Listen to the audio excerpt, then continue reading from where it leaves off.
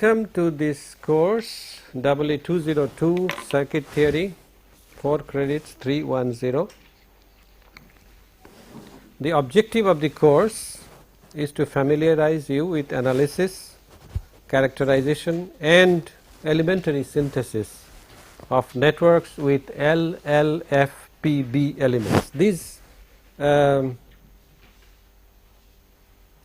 meaning of these terms, meaning of these adjectives characterized by single letters shall be made obvious after a little while. The course is being taught by S.C. Datta Rai, and the contents of the course outline includes network analysis techniques, review of network theorems and transient and steady state sinusoidal response, network graphs and their applications in network analysis. We will play it rather at a low key, these topics.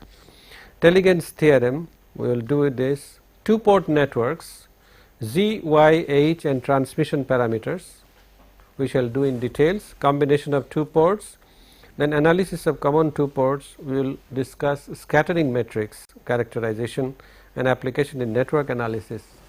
If time permits, we will do a little bit of indefinite admittance matrix analysis. Then we shall do parts of network functions and how to obtain a network function from a given part.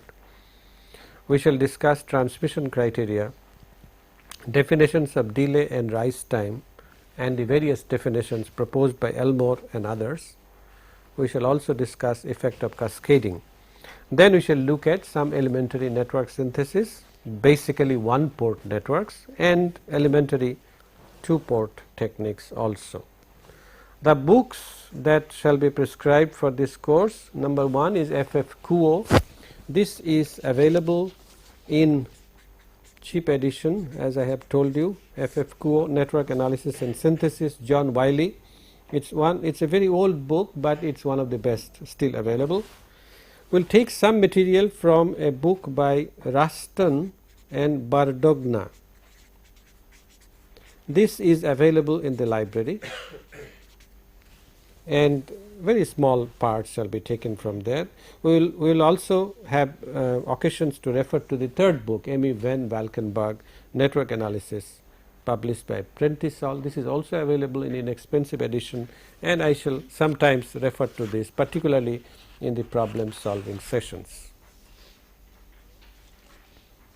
In the first lecture of this course being held today, 30th December, we will discuss some of the preliminaries and we shall review some of the concepts of signals and systems. The first thing that we discuss is the meaning of the word circuit, and very often, as you see from the names of the books, they talk about networks. So, the first thing we discuss is the difference between a circuit and a network. When is a combination of electrical elements called a circuit, and when is it called a network? A circuit by definition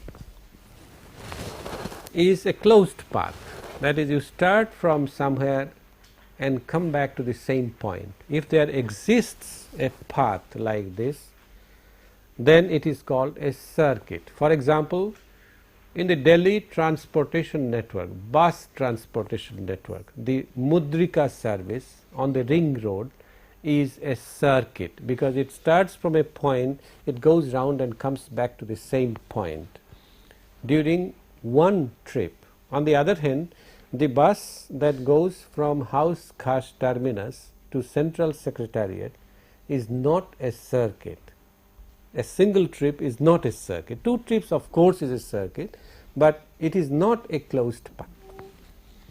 Therefore, a network is a more general term, a circuit is a very special term. A circuit is a closed path. A network may consist of closed as well as open paths. a network may consist of closed as well as open paths. For example, if you have a structure like this, okay, then this is a circuit. This path is a circuit, it is a closed path. On the other hand, this element, let us say R3, is not part of a circuit, because this part here it is open, and therefore the complete structure is not a circuit. The complete structure is a network, a circuit is a part of it, and therefore networks are much broader classes of electrical systems than a circuit. All circuits are networks, all networks are not necessarily circuits. Is the distinction clear? Our course is concerned with circuit theory. It should have been more properly called network theory, because we shall consider networks which are not necessarily circuits, all right. And I have already given you the example of a transportation network, where there are circuits, there are networks, there are non-circuit networks also. A tree, basically, if you consider this as a network, a tree has no circuit except when it has adventitious roots. You have seen banyan trees, they do have adventitious roots which go into the ground and may provide a path to the original roots, the genuine roots, and then it may be a circuit, all right. So you understand the difference between a circuit and a network, and our course should have been called network theory, but for historical reasons the name circuit theory has been adopted, and this is what continues. Now, circuit theory, in this course we shall basically deal with two aspects of circuit theory. Circuit theory contains basically two aspects, one is analysis and the other is synthesis, and we shall discuss these two terms in a little more details now. Analysis of circuits and synthesis both have to do with three components. That is, in order that a circuit, now I shall use the word circuit and network interchangeably, all right. You should understand that in the context what I mean. Okay, let us say we have a network, we represent it by a black box, that is, it might contain many other things which we are not showing specifically, and in order to be useful, a network must have what are known as terminals brought out of it. Okay. For example, if you have a transistor, it has three terminals. This is a network or a device, this is a network, it has three terminals. The resistive network that we showed earlier has terminals like this, okay. These two can also be terminals. Terminals are wires of zero resistance brought out from the black box so as to be able to connect a source of energy or a load in which power is to be dissipated, all right. So these are terminals, and terminals by themselves may not mean anything, because for connecting a load or a source you require at least two terminals, all right, at least two terminals. You may require more than two also. For example, the transistor is a three terminal component, and therefore you might require three terminals to be able to connect to a network, but minimum is two. A single terminal serves no purpose unless it is connected to ground, that is the zero potential point. Okay. So two terminals to which can be docked a source or a load is called a port, and I intentionally use the word docked. Okay. It is like a ship docking at a port, all right, and the terminology is basically borrowed from that kind of terminology. That is, a port consists of two terminals to which an energy source can be connected or energy can be taken out, energy can be delivered to a load. So, port and terminals, the number of terminals sometimes is used to classify a network. For example, this is a 4 terminal network, 1, 2, 3, 4, and if you look at it closely, the potential of this terminal is the same as the potential of this terminal, and therefore it can also be looked upon as a 3 terminal network. Okay, it is a 3 terminal network. Similarly, there can be more than 3 terminals, there can be more than 4 terminals, and in general we shall talk of n terminal networks, n terminals. The number of terminals can be large, it has nothing to do with the other characteristics of the network. Okay. So, in order that a network be useful, let us consider the simplest network, in which is a 4 terminal, all right, and 2 ports. This is port 1 and this is port 2. The simplest possible situation is, if a network is to be useful, it must have an excitation, it must have an energy source connected. Let's say there is a energy source here. It can be a voltage source or a current source, it does not matter. It can be a voltage source or a current source, and there must be at least another port at which you take out the power or it delivers energy. So, there can be a load here, and the voltage or current at the load, the voltage across the load or the current in the load, this constitutes the response of the network N. So, in order that a network is useful, there are 3 components: excitation, then network, and finally response. There are 3 components which are essential in order that a network or a circuit be useful. And the problem of analysis is that if the excitation and the network are given, to find out the response. For example, a typical problem could be like this: a battery of voltage E is switched to a resistance capacitance network RC. The excitation then, this is switched on at t equal to 0. The excitation therefore is E times ut. Ut is the unit step. This is the excitation. The network consists of R and C, and the response can be the voltage Vt across the output port. All right. So, EUT is the excitation, RC is the network N, and Vt the output, that is the response. This is the problem of analysis. Given E and R and C, to find out V of t. This is the problem of analysis. On the other hand, the problem of synthesis is that the excitation and the response are given. These are the given quantities.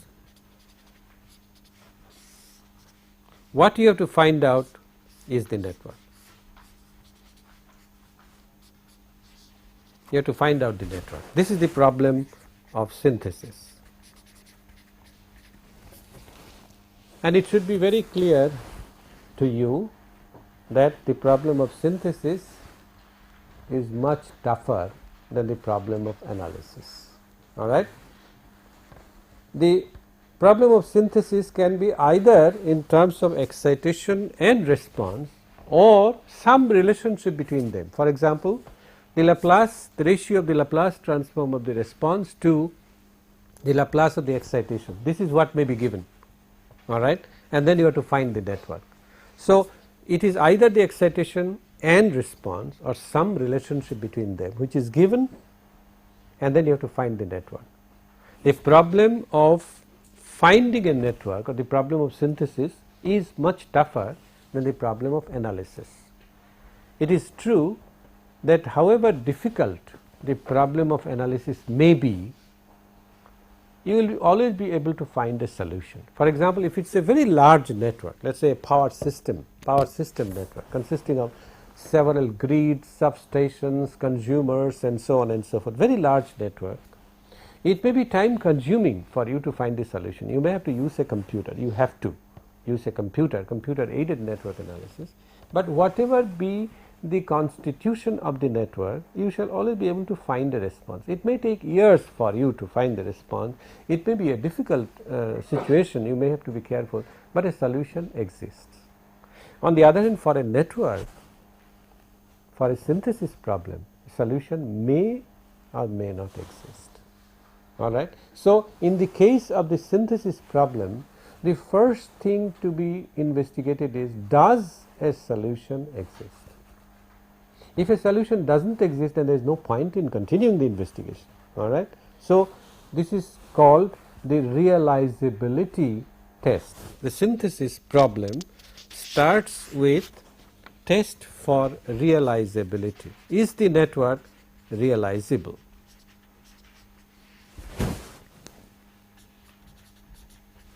If it passes the realizability test, then you look for a network which satisfies the given relationship between excitation and response.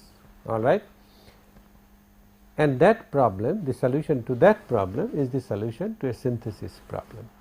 The other distinction between analysis and synthesis is that the solution to an analysis problem is unique. Whether X carries out the analysis or Y carries out the analysis, whether you carry out the analysis manually or with a computer, the solution shall be unique, it shall be one. Whereas to a synthesis problem, mind my words now, if one solution exists, then there exists an indefinite number of solutions. All right. If one solution exists, then there exists an indefinite number of solutions. And therefore, what should be the next problem then?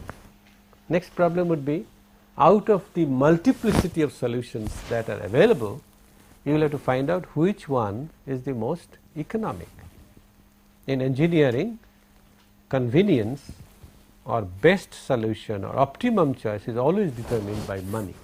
How much money you have to spend on the particular solution that you adopt, and you will naturally choose the one that costs you least amount of money or one that involves the least amount of complication. All right. So, synthesis problem has three phases. Analysis problem is straightforward. All that you need is KCL, KVL and what else? What else? There are three equipments that are needed: KCL, KVL and Ohm's law. That is all that you need for solving a network analysis problem. On the other hand, for synthesis problem, first you require a realizability test, then you require a realization procedure or a synthesis procedure, and finally the question of choice. In this course, in the part that will deal with synthesis, we shall be concerned with the first two only, that is finding a realizability test and then finding a network. The others shall be left to you, that is finding other possible networks and finding which one is the optimum. That of course you will learn at the cost of your life, that is in your later life. If you work in an industry or wherever you work, whenever you encounter a synthesis problem, not necessarily in networks, in anywhere, an algorithm or finding a software, finding a product, you will always have to make an optimum choice, and that choice is always determined by economic considerations. Okay. Then we review some basic concepts of signals and systems. In electrical engineering, as you know, our signals are either voltage V of t or current I of t. All right. Our signals are always current or voltage, and a current or voltage qualifies as a signal if it is a time varying phenomenon. A constant voltage or a constant current carries no information.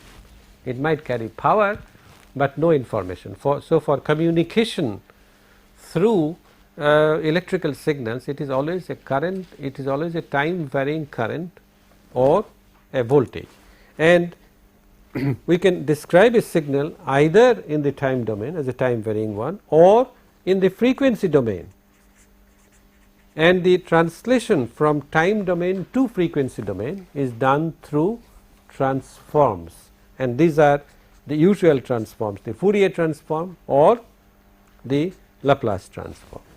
In the course on circuit theory, we shall depend more on Laplace transform because of its versatility than on Fourier transforms. Okay. So, we can have the description of the signal either in the time domain or in the frequency domain, and most of the times we shall depend on the frequency domain description of a signal rather than time domain, because it is easier to deal with the frequency domain description. And this is a great boon to circuit theorists that Laplace and Fourier were born and they formulated their transforms. Otherwise, life would have been absolutely miserable if we had to work solely in the time domain. The signal Vt or It, as I said, it can be transformed to capital V of j omega or capital I of j omega if we take Fourier transform, or if we take Laplace transform, then capital V of s, capital I of s. This will be our notations, that is, small quantities, small letter quantities shall always denote signals in the time domain, capital letters in the frequency domain, unless otherwise specified. For example, when you call a battery as capital E, obviously it is neither time domain nor frequency domain, it is a constant, okay, unless it is specified otherwise. This is what we shall use. That is, if small v of t and capital V of s occurs in the same discussion, then one is the Laplace transform of the other.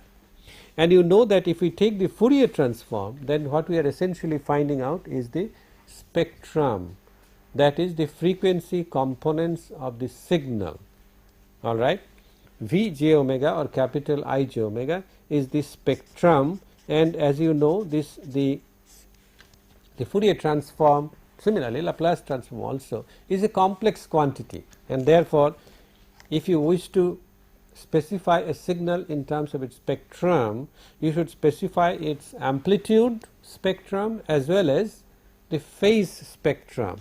So, if you go to the frequency domain, it does not matter whether you use Laplace or Fourier, you have two components, namely the amplitude and the phase, whereas in the time domain no such complication. Time domain is simply the amplitude, okay, and of course the sign, it can be either positive or negative, that is a binary thing, but here amplitude and phase both have to be paid attention to.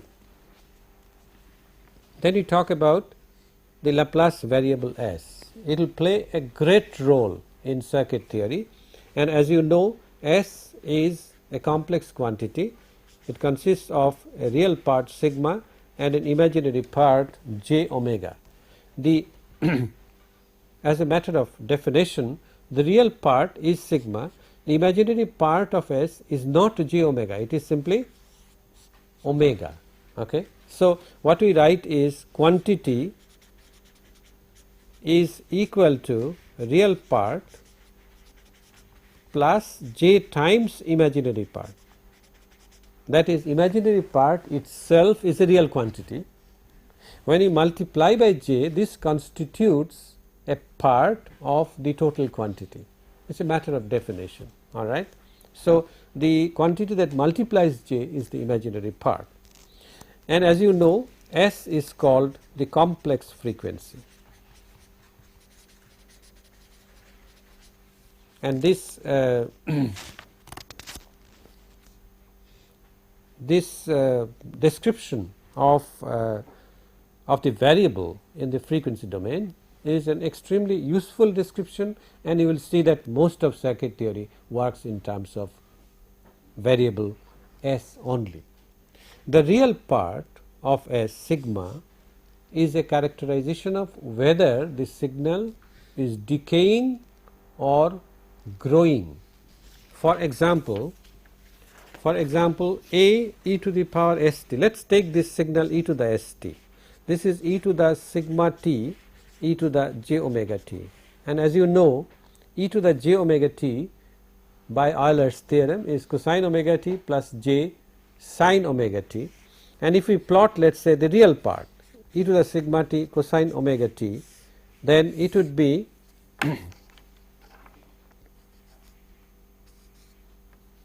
it would be a signal like this cosine omega t. So, it starts from here, it would be a decaying sinusoid if sigma is less than 0. It is a cosine omega t, but the envelope will decay as e to the sigma t, and we have considered sigma less than 0. If sigma is greater than 0, then naturally it would be a growing sinusoid. In a similar manner, we can draw the imaginary part. Now, the imaginary part is e to the sigma t sin omega t, not j times this. Okay, this is the imaginary part, and imaginary part with sigma negative shall be like this. It shall start from here, sin omega t is 0 at t equal to 0, so it goes like this. Okay. On the other hand, if sigma is positive, then it shall be growing, and therefore sigma, the real part of the complex variable S, is a characterization of whether the signal is decaying or growing. That is the characterization of signals. Now, how does one characterize a system or the network N? It has an excitation, it has a response. How does one, excitation is described either in the time domain or frequency domain, as we have already discussed. How does one describe a network? Well, network can be described in many different ways. You can go into the microstructure of the network, that is, what are the components inside and how are they connected to each other. Okay? That is the component level. What are the components and how are they connected? You characterize each component by Ohm's law, and then write KVL or KCL to be able to solve for the network. But suppose you want a description of the network. Well, a computer aided analysis description would be that you denote how many nodes are there, and from node n to node n plus 1, what is the connection, how many connections, what is the connection, what is the nature of the element, is it a resistance, capacitance or inductance or a diode or something else. You can do that, or you can have a gross description, that is a black box description or a terminal description. Like one of the terminal descriptions is the unit impulse response h of t.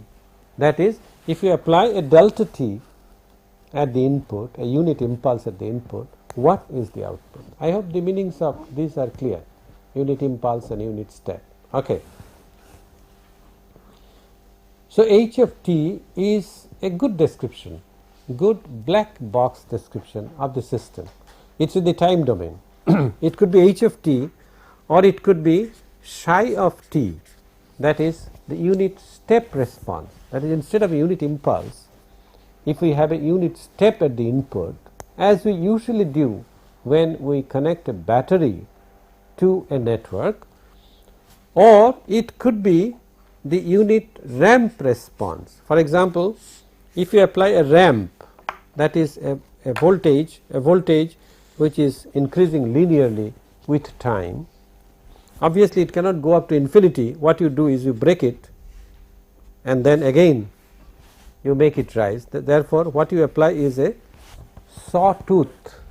This looks like a sawtooth, teeth of a sawtooth waveform. You can apply this, and to a linearly increasing voltage like this, which is called a ramp for obvious reasons. It looks like a ramp.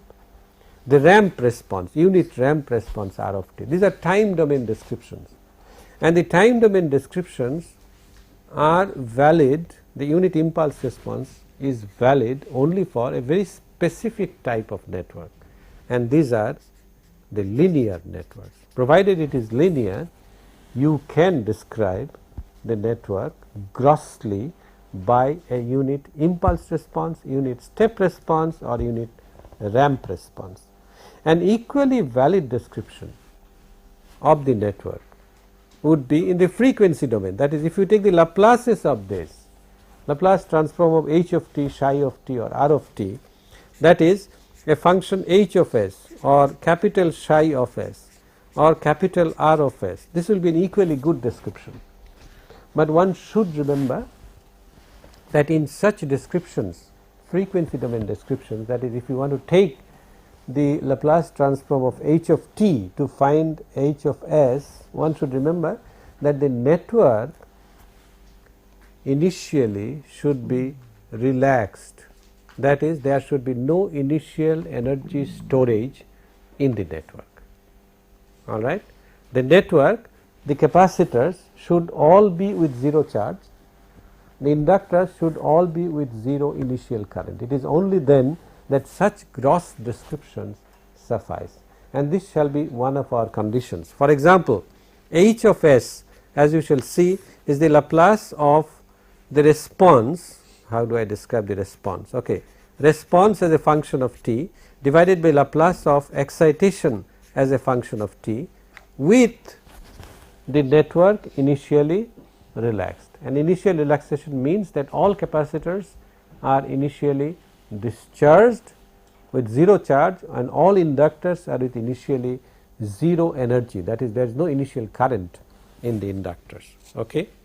So, that takes care of time domain and frequency domain descriptions of a network. Yes. So, in this case, do we require that the system be linear? Yes. If we use the impulse response description or the transfer function description holds only if the network is linear. If it is non-linear, you have some kind of description, but it is not as neat and as elegant as the transfer function for a linear network. We do require that the network be linear, and most of the time we shall work with linear networks. If the network is non-linear, then we do not go to the frequency domain. We work in the time domain, and that's a good way. For example, a demodulator circuit where a diode is concerned, we don't go to transfer function. What we do is we actually find the input voltage, then we take the square law relation or whatever relation it is, and then work it out. All right. So, for nonlinear networks, we prefer to work in the time domain. Frequency domain description is kind of a concocted idea. Yes. So, shouldn't the system be time invariant too in this case? That restriction we will not put now. Most of the networks that we shall deal with are time invariant, but even if it is not time invariant, even if it is time varying, frequency domain description is possible, although a bit more difficult conceptually. Our concern, however, will be with linear time invariant networks only. Is there any other question? Okay. Now, as you know, linearity involves two principles, that is superposition. These are things which have been dealt with in signals and systems, superposition and homogeneity, or sometimes called proportionality. Okay. Superposition, as you know, is that if you have more than one source, then you can find out the response of the network to individual sources by suppressing the other sources and then add them up. Superimpose the responses due to various sources acting alone. On the other hand, homogeneity means that if you have one source and you multiply this source k times, the response should also be multiplied k times. And one of the byproducts of homogeneity is that 0 input should lead to 0 output. all right. 0 input should lead to 0 output. Now, I ask you a question, suppose you have a resistance capacitance network in which the capacitance is initially charged. Will this be a linear system? No, because 0 input does not lead to 0 output, there is an output, all right. So, initially relaxed networks can be linear. If the network is not initially relaxed, then 9 out of 10 chances that the network is non-linear. Okay. I can of course connect a battery in opposition, so that the total voltage across this is 0. I can do that, but these are concocted situations, all right. So, and superposition and homogeneity both are included in this type of a description, that is, if EIT leads to E0 IT, then alpha 1 E1T plus alpha 2 E2T should lead to alpha 1 E0 1T plus alpha 2 E0 2T. This you know, this is the signals and systems description.